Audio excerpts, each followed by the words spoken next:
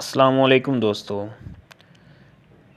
ماں تو جنت ہے مگر کچھ بدبخت بیٹے ایسے بھی ہوتے ہیں جو اپنی ہی جنت کو ویران کر دیتے ہیں، جس کے نتیجے میں اللہ تعالیٰ ان کی زندگی میں بھی اندھیرے کر دیتا ہے اور پھر وہ ساری زندگی بھٹکتے ہی رہتے ہیں۔ بدبخت بیٹوں کا سگی والدہ پر مبینہ تشدد۔ بیٹوں نے جگہ کے آتے کی وجہ سے تشدد کا نشانہ بنایا یا تشدد کے دوران ڈنڈوں سے مار کر لہو لہان کر دیا۔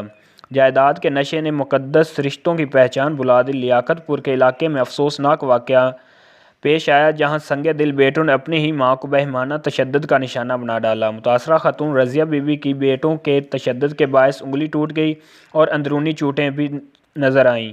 رضیہ بی بی کا کہنا تھا کہ اس کے بیٹے شبیر، دستگیر اور شفیق نے تشدد کا نشانہ بنایا۔ رضیہ بی بی چک نمبر 15A کی رہائشی ہے۔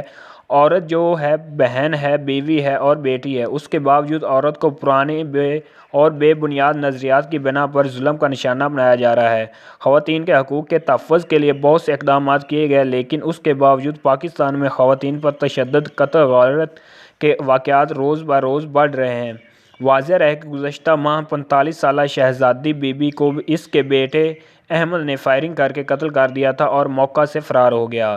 اطلاع ملنے پر پولیس موقع پر پہنچ گئی تھی، جنہوں نے فورینسک ماہرین کی مدد سے جائے وقوع سے شواہد اکٹھے کر لیے۔